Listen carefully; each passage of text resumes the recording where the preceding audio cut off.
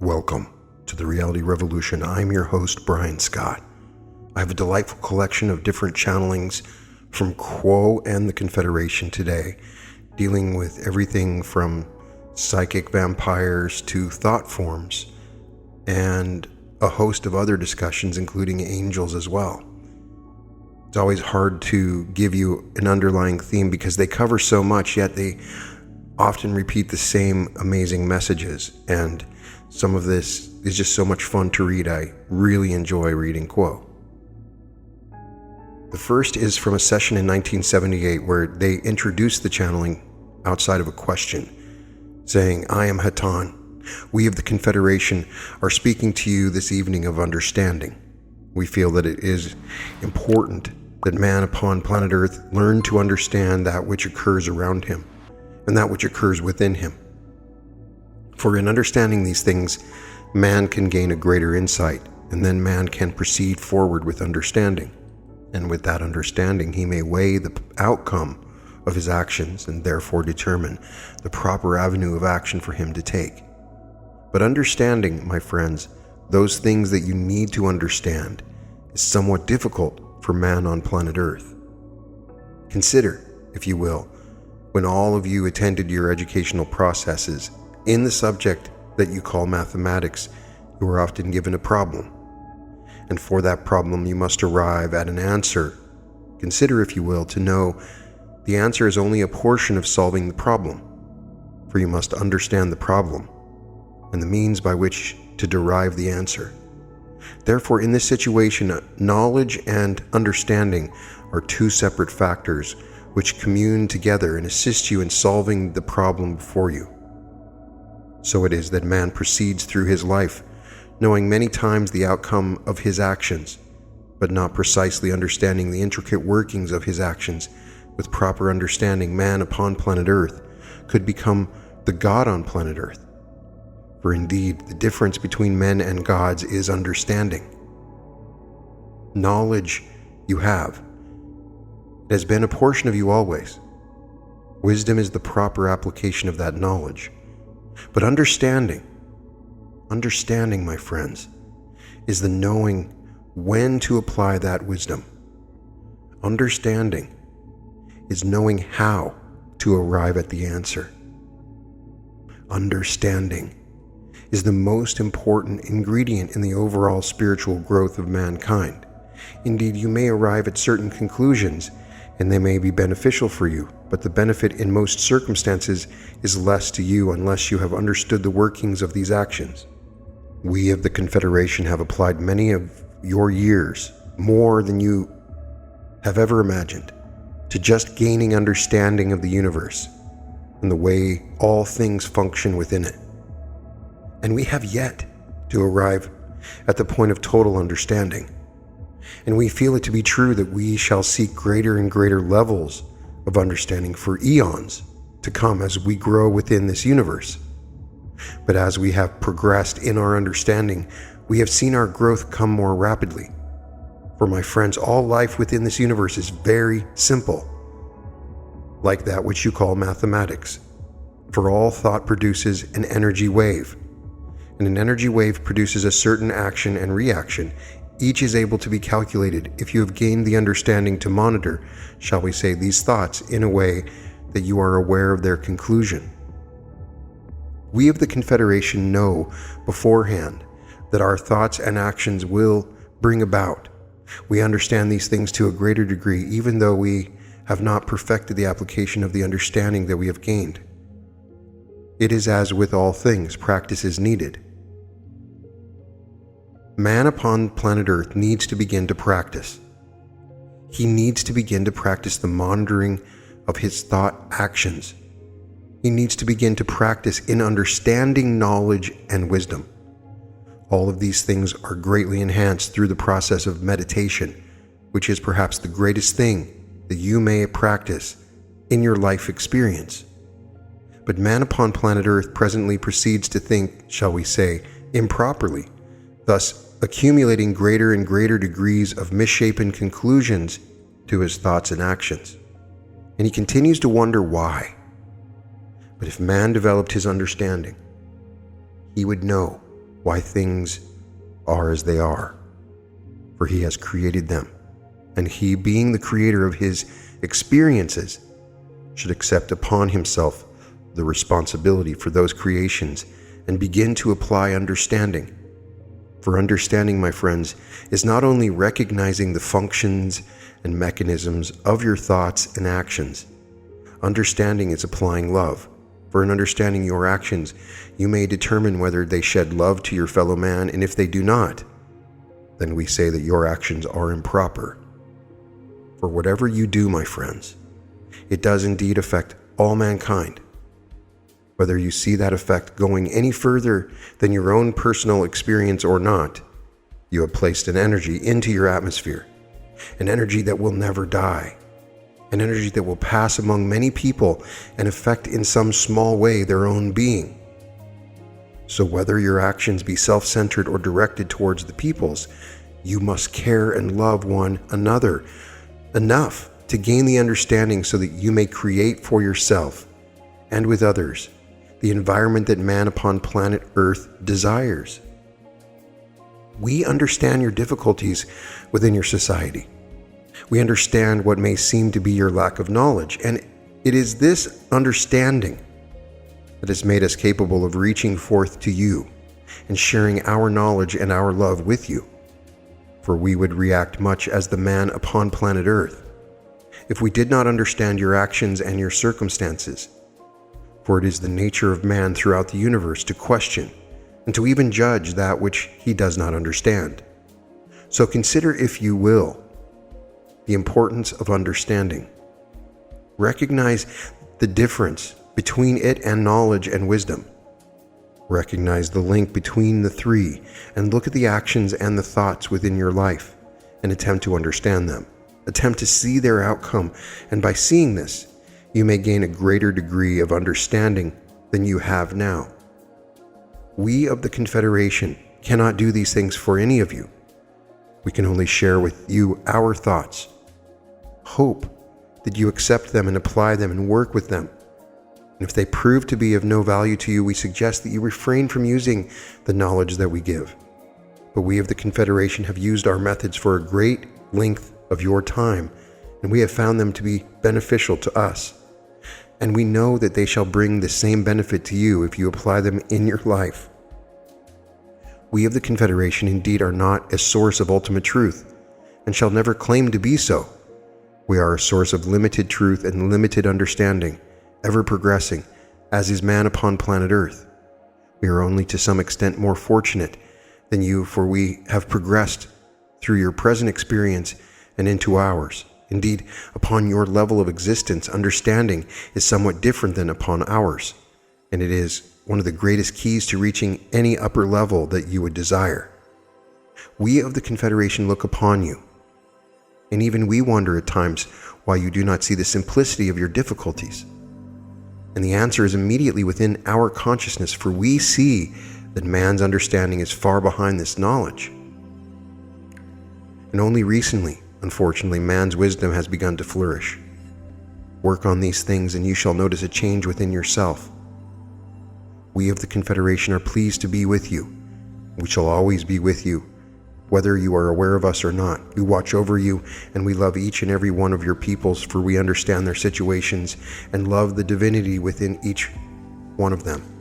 In another session in 1990, the group asks a question. The question this evening has to do with how a person is able to deal with a situation in which another person is a psychological drain to be around. This might be a person in the home, at work. It might be a situation where you find yourself having to deal with so much of yourself just to survive in the situation that it feels like you have nothing more to give, and that you're being sucked dry, almost like a parasite or a leech is sucking the blood or the life energy out of you. How can a person find the inner strength or the will and the resources to continue dealing with a person or a situation that seems to take everything out of you that you've got? Carla channeling says, I am Hatan, and I greet each of you in the love and the light of the infinite Creator. It is a great privilege to be with you this evening, and we thank and bless and send love to each of you. assuring that we will be with you at any time you mentally request our presence. We do not speak, but we are there as comforter for those who seek that comfort we have to give. We ask each to remember that we are limited by those things which we know and those things which our teachers have taught us. We are capable of error, and so we ask each of you to discriminate and judge those things which we say so that you may use those things which are helpful, but leave behind those things which are not, for within you is the power of all knowledge and wisdom. In a very deep memory which the truth resonates to, as occasionally this house resonates in its very walls to the sound of the train in passing and hums, so does your being hum at the resonance of a truth that is yours personally. You do not learn from us, but merely recognize the truth that you have known but could not say for yourself until we said it first, for much of what you know is buried deeply within your unconscious mind and can come to the surface only under carefully protected and loving circumstances where seekers of truth may gather together in love and grace abounding. You ask how to protect yourself from the psychic, verbal, and psychic attacks of one who is incarnate, that is in a body and in direct relationship with you. We may answer you in several ways, but we are sorry to say that one entity does not have charge over another. And though we may teach methods which you may practice whereby the effects of such abuse are limited or even nullified, you in your turn cannot help or rescue that unhappy and tormented person whose love is so distorted and twisted that reality, an entity, must show it in such a painful way. First of all, let us examine the nature of one entity's hold over another. It is normally that of long habit or magnetic attraction. In other words, this entity has been accepted by you as one who has the right to enter into your own private space, within your being and your energies, due to your own love of this entity. This entity then has the control it would not otherwise have. Thus, the first step in removing abuse from yourselves is to know that you always have free will, that you are safe, but that you must put upon yourselves the whole armor of light and remove from that entity which is abusing the privilege of intimacy, the right to that intimacy. It is as though you take in your mind's eye the scissors and you cut the bond. Perhaps you may take your fingers and move them across the area of the navel. It is just above the navel that this entity generally has its power attachment into your energy web. Cut it, seal it, and believe and have faith that you have protected as a free will entity by the full armor of the light and love of the infinite creator whom you serve. This is that which is done within, and this is the heart of protection, for you must believe in yourself. You must believe in your rightness and completeness and individual freedom. These things cannot be taken away from you, not by fire, not by water, not by threat, and not by death. When you know who you are free inside. The next step in dealing with those who abuse the privilege of intimacy by causing hurt and pain and by draining your energy is to refrain from listening to the sense of what that entity is saying. Allow it to be a bubbling brook, a news show coming from a television in the house next door. Surround yourself with is silence. You may hear, but you do not have to attend. You do not have to react. An entity which is vampiric in nature feeds off of fear and demands control. If there is no fear and there is no control, the entity cannot feed its vampiric nature as it wishes. The third level of protection is the walking away, the physical removal of the self from the source of the vampiric and abusive entity. Move to that room which has the lock upon the door and lock it. If necessary, leave that dwelling place in which the entity lays and find peace and silence in a place known only to yourself. If the physical leaving is impossible, then the non-hearing and the non-acceptance, though passive, is extremely productive of results. There may be phrases of seeming agreement when they say, yes, yes, of course, Yes, my dear, that could be true. But these things could be programmed to fit impersonally, without emotion, without fear, and without interest. Now, these are those things which may be done very quickly. There is an undercurrent which is to be done much more slowly, and we urge that each gaze deeply at the lesson of love held herein. It is said in one of your holy works to pray for those who despitefully use you, to pray for your enemies.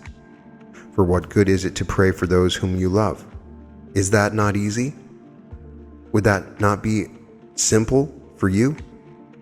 Rather, pray for those who are not your friends, but your enemies who wish you ill, through unhappiness and agonies and distortions of their own.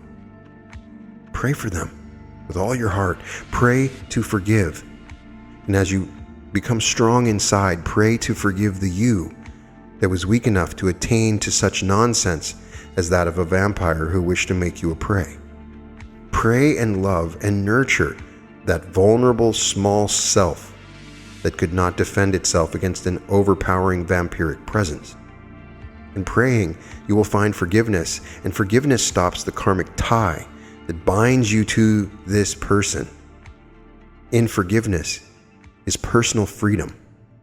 When you are in a state of fearlessness and forgiveness, then you may see with clearer eyes that which you wish to do that shows the most compassion for all concerned. Sometimes there is a spiritual principle involved, a spiritual principle which is that of the vows of marriage or any promise that should be kept, that you as a person will die before breaking. We applaud such passion, such commitment, and such dedication to an ideal, if that is truly the way each entity feels. Let it face death gladly and joyfully, for indeed much suffering may lead to the physical death of the body, for the vampiric entity is not satisfied until all life has been taken away. If this is your ideal, we assure you, you lose nothing and you gain much, for those who keep their promises and who stand by their ideals in a world of relativity and illusion are the heroes and heroines of a passion play such as that of your Christ, Jesus the Christ, who kept his promise, though he truly wished not to. If upon the other hand forgiveness has brought insight that indicates there is a more compassionate way within the illusion of separating oneself from the vampiric entity, then in all compassion it is well to do so. Do nothing in service to self, but only in compassion to all concerned, in a state of centeredness and calm, in a state of inner knowing. You see, you have choices.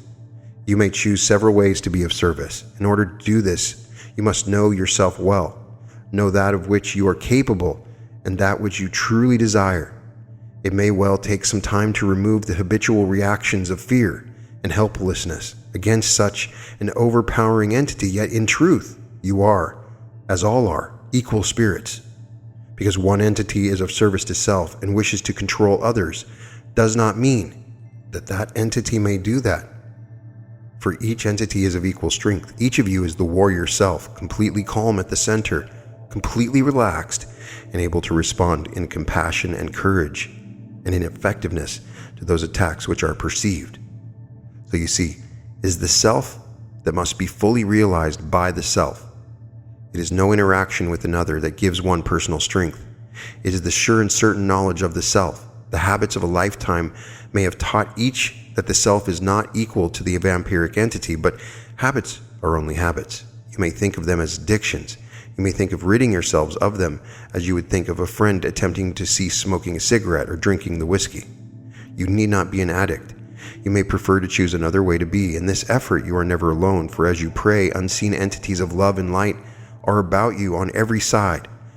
And as you in all humility declare yourself to be a person of faith and align yourself with the best that you know, defining yourself by the best that you know, becoming your true spiritual self, by this process, you do indeed become quite as strong as any entity incarnate or discarnate. The other entity may still have for some reason connected with your learning process, the ability to cause changes in your geographical location and in your circumstances in general, but in no case is such an entity able, except by your own permission and acceptance, able to affect you yourself. You may be imprisoned. You may be tortured. You may be in any manner of situations, but as you recall who you are, an imperishable spirit of light, that lives by faith, you become untouchable. For you have about you what this instrument would call the whole armor of light, and the Creator itself is your protection. For you are as much children of the Creator as any other, as much to be loved and protected as any other, and in no way deficient. Claim your birthright as loving children of a loving Creator. Do the work of forgiveness no matter how long it takes. Pray the prayers that cut the bonds that tie you to this vampiric entity, and to all who would seek in any way to bend you to their will or to control you against your will. We are aware that we sound as if we are very simple, when in reality we may not understand the complexity of such situations as your illusion is able to provide. This is correct. My children, we do not even wish to concern ourselves with the details of a specific instance of that of which you ask. For though the situation be knotted tightly as the Gordian knot, yet the untying is as simple and difficult as utter and complete humility and forgiveness. Forgiveness of other, forgiveness of self. This is very important, that you forgive yourself for ever being the victim, and forgive the entire situation. This we do not suggest to be simple work or work done quickly, but it is the key to all the rest, and we suggest that you pray for the soul of the vampire, for in this way you shall learn to love this entity. As you pray, the love of the Creator surges through you, and you see this entity in its original form, beautiful, whole and perfect, just as all entities are. What caused this entity to become a creature of such agony, such pain, that it must turn and hurt others? How very sad is all that entity has experienced that has so soured, embittered, and caused this entity to become negative and controlling of others because it cannot control the self, unloving of others because it cannot love the self, unforgiving of others because it cannot forgive the self. There is much to pray for in this entity's despair, and as you pray, you will find strength and compassion flowing through you as you deliberately strengthen yourself inwardly with the knowledge of your own birthright by loving yourself, forgiving yourself, and girding yourself about with light. So shall you become strong enough to love. We go no further in suggesting what might be done, but simply urge compassion. Compassion tempered with wisdom leads one within an illusion such as you are into, sometimes strange solutions. Be open to the flow and the energy of compassion and love within. In full discrimination, those thoughts may come to you.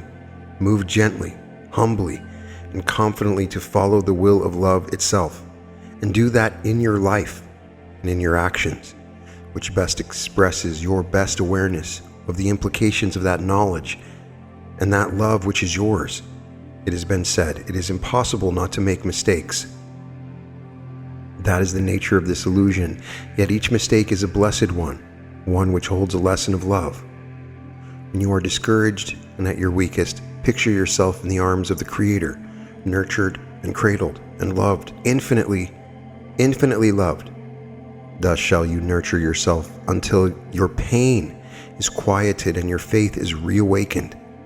No matter how many times this occurs, nurture yourself again.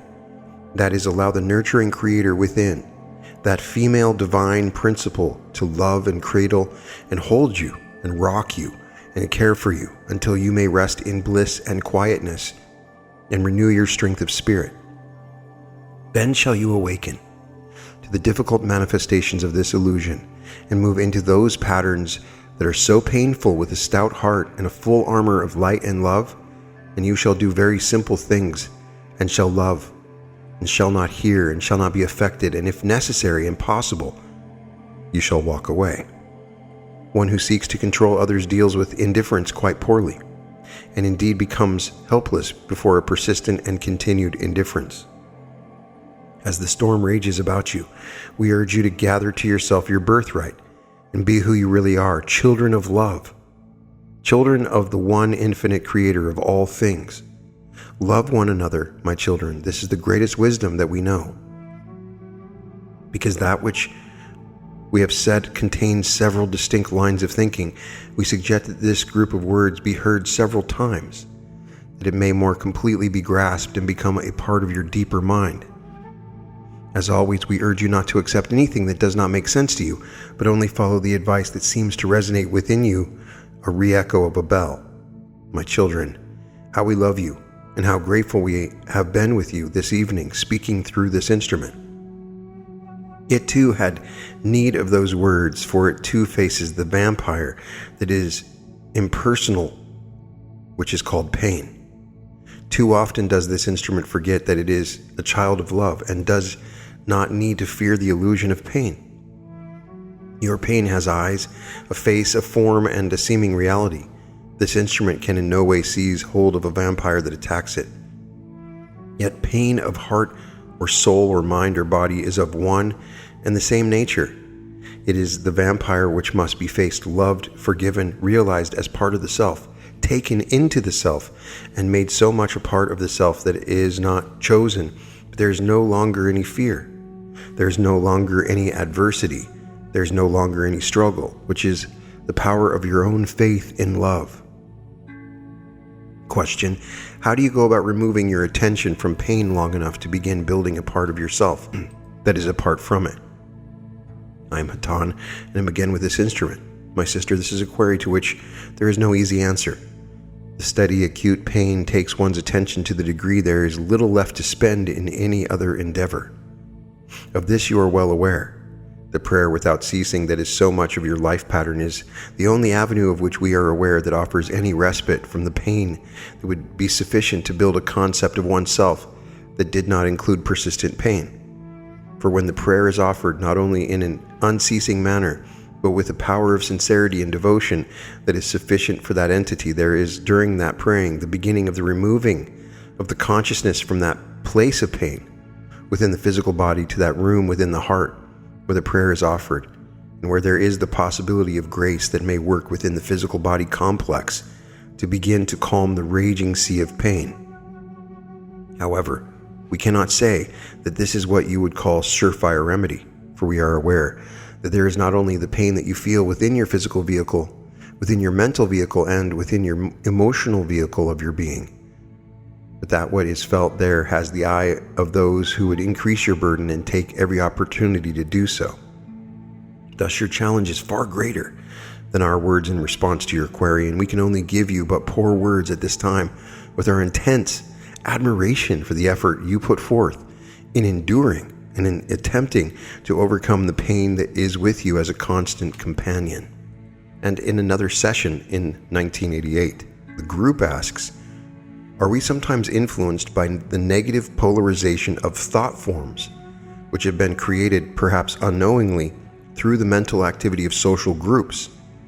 Do these thought forms tend to congregate in generalized areas, and if so, how may they be disbanded or neutralized?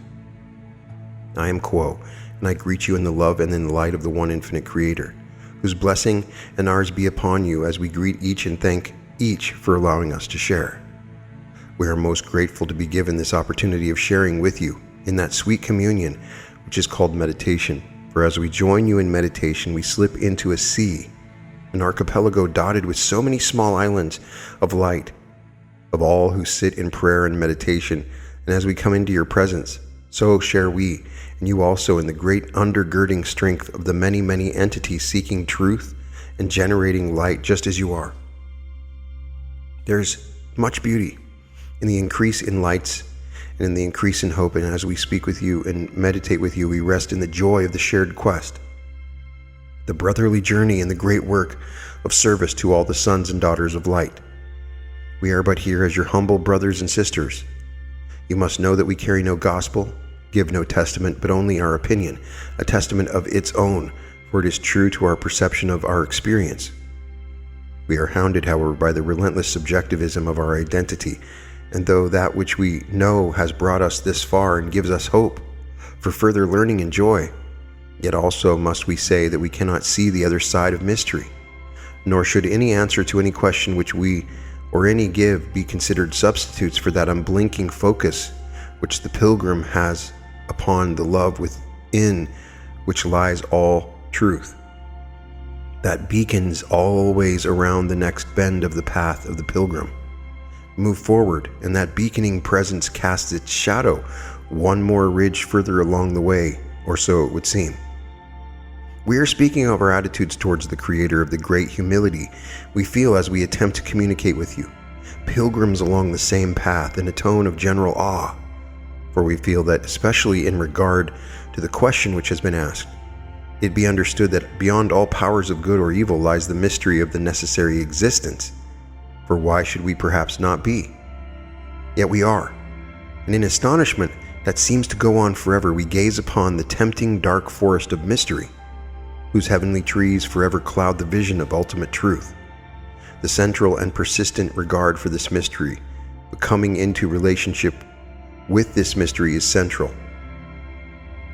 Any teaching which we may give you, which speaks of polarities, needs to begin with a forthright stance of worship, not of facts, not of techniques of service or seeking, but always the mystery itself. The question which you have asked concerns the possibility that those within your planet's influence, especially those who are in physical incarnation upon its surface, may generate populations of random negative thought forms, and if so, what may be done without bridging free will to remove these agents of disorder and discomfort.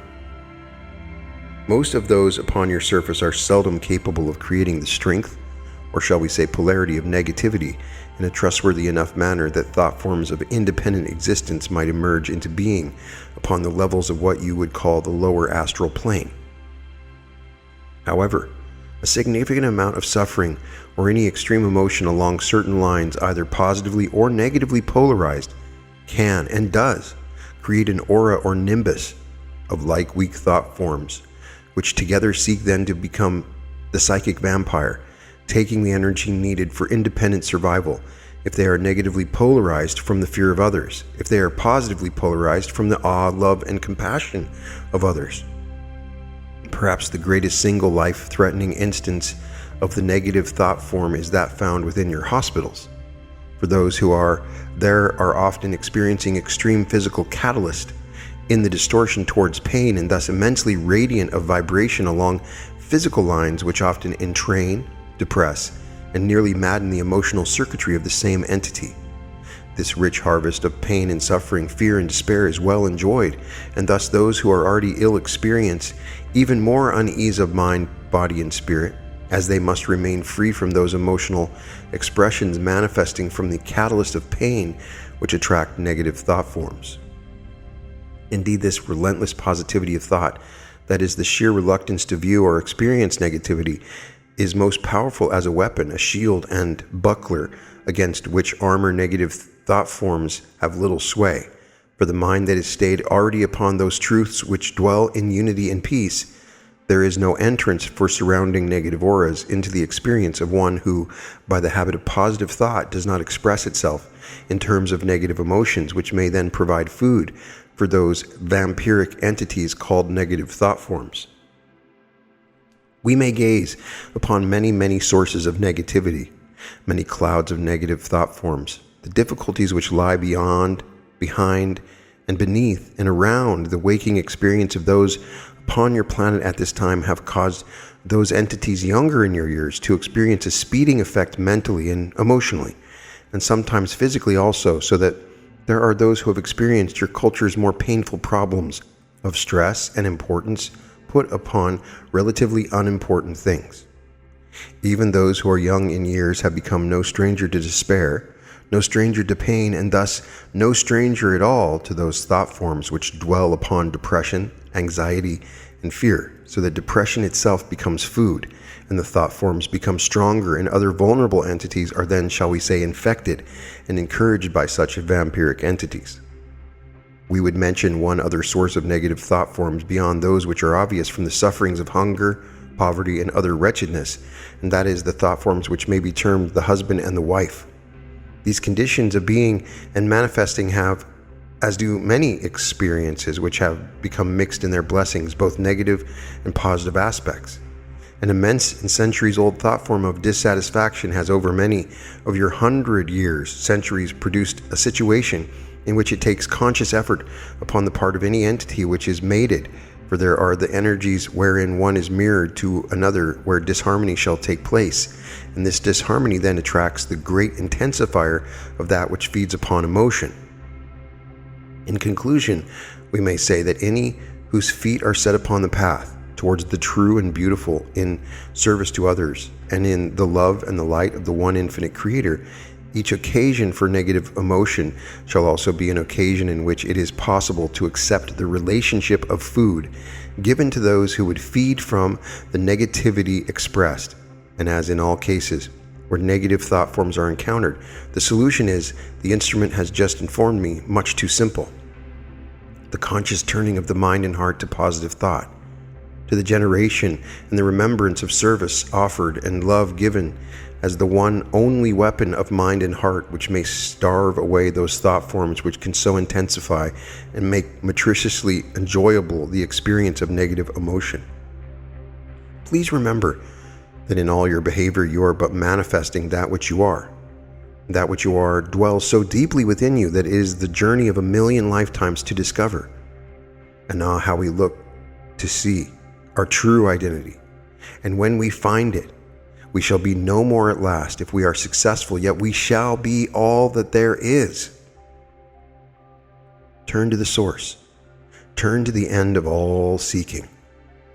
And know that from one to the other is a perfect circle. Love each other, my brothers and sisters, in spite of all love. And then those thought forms which are positive shall radiate, and your light power shall grow. And thought forms which are positivity shall with angel wings come upon you and take food from you and give back to you the desire for more positivity, more joy, more compassion and peace. Sate your desire, my friends, and moment by moment, when you find yourself discouraged or in any more severe negative emotion, know in your heart that you have a choice. For though the universe is populated with many energies, they must not all come to you. It is your choice. We are who come to those who seek in positive ways. You will find more and more the virtue of such a turning. And if you feel a wrench and a pull and a tearing loose when the turn is made inside the mind and heart, know that you have broken the bands of those who have placed you neatly for consumption and have had to go away quite hungry. And know, finally, that if it is a time for your being to experience a negative seeming manifestation, gaze steadily into your brother difficulty. Know and accept that this too is a portion of the self, nor does it need to give rise to the negativity of thought form. For peace may be found in sorrow, yet sometimes the sorrow may be long in order that the spirit survive and heal. In those cases, the sorrow is well if the spirit have faith in the positivity that surrounds that which is needed to burnish the tapestry which one incarnation creates. For suffering done in nobility of mind, dignity of spirit, and greatness of heart creates a somber, bright beauty that flames amongst the other stitches of the tapestry, giving to it a character and richness it would otherwise not have. Never mistake difficult challenges and others' negativity to you for that which must be put into your tapestry, those stitches made by your heart and your mind. You are a sovereign being, an image of the Father. My friends, we are young gods. Let us search together for the face of our true identity. This concludes this particular session of channelings from Quo. There's just some amazing information here. The question on how to deal with a psychic vampire, you should listen to like a bunch of times. I've personally experienced a psychic vampire in my life, and I've had a number of friends and acquaintances that have had similar situations where somebody comes along and they just drain your energy, they manipulate, and they control you. Recently I did an episode by William Walker Atkinson's Psychic Influence. I almost didn't post that episode. I had some regret for sure, because he's clearly talking about psychic control, controlling other people. So that knowledge is important to have and be aware of, that other people can attempt to control you. But I don't think that we should be doing it, especially if we're being service to others. So I would say from that teaching that it's important that we learn to also forgive them, to forgive the other self. And it's a process that's super powerful, very similar to what Neville Goddard talks about. So if you ever have a problem where you're suffering with someone in particular, listen to that particular session and Follow what Quo says. It will help. You do have power. You have an armor of light. You can withdraw and cut the cord of the energy that they're drawing the energy from you. Usually it's around the navel. You can cut the cord. The second thing I loved about the second portion of the channeling on thought forms is Quo's answer to pendulums. Quo is saying, yes, pendulums exist. They're vampiric in nature. They can take your energy, and you can have your energy taken both for good or bad. They have a vampiric nature to them and gives you advice on how to not give up your energy. And that is very, very interesting as well in relation to a thought form and how thought forms are created. So yes, we have thought forms that are created that can be of a negative nature and affect us individually and as groups. There's so much from the Quo channelings. When I listen to it, it just takes me to another level, and I can't relate with the feelings and visions it gives me, but I think you might understand what I'm saying. In any case, I'm sending love and light to everyone that's listening. Never forget that ye are gods, sons of the Most High, young gods, as Quo says. You are amazing. You can find all episodes of The Reality Revolution at therealityrevolution.com, and welcome to The Reality Revolution.